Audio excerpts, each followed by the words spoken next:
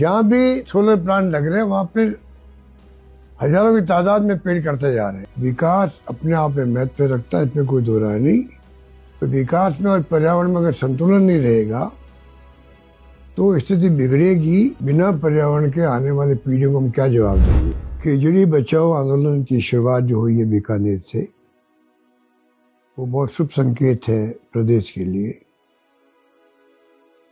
चाहे वो विश्व समाज हो, चाहे प्रदेशवासी हो, संतगण हो, वो सभी बधाई के पात्र है कि बिना पर्यावरण के आने वाले पीढ़ियों को हम क्या जवाब देंगे। अमृता देवी ने तो इतिहास बना दिया कि 363 लोगों के सिर काट दिए गए पेड़ों को बचाने के लिए, वो तो अमर हो गई। अब ये प्रेरणा लेकर के अगर हम आगे बढ़ेंगे तो ही जाके पर्यावरण बचेगा। विकास अपने आप में महत्व रखता है, इसमें कोई दो राय नहीं। तो विकास में और पर्यावरण में अगर संतुलन नहीं रहेगा तो स्थिति बिगड़ेगी और प्रदूषण फैलेगा।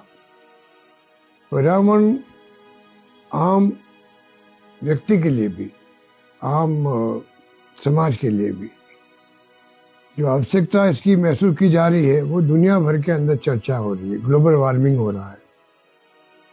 मुझे खुशी इस बात की, इंदिरा गांधी जी ने अपने ज़माने में इस समस्या को पहचान लिया था।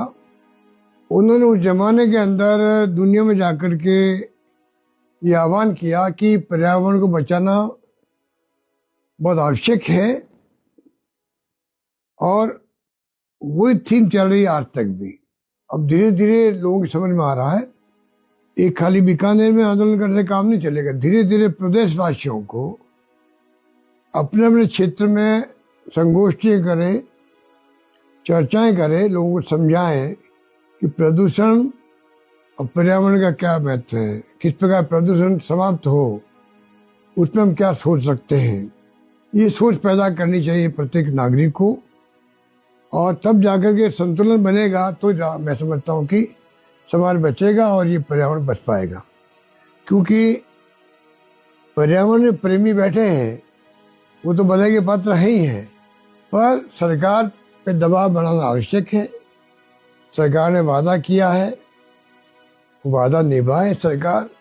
मुख्यमंत्री खुद इंटरव्यू करे, बुला के बातचीत करे, तब जाकर के कोई हल निकलेगा। और साथ साथ में जो कुछ भी पश्चिमी राजस्थान विशेष करते जो सोलर प्लांट लग रहे हैं, विकास के लिए वो जरूरी भी है।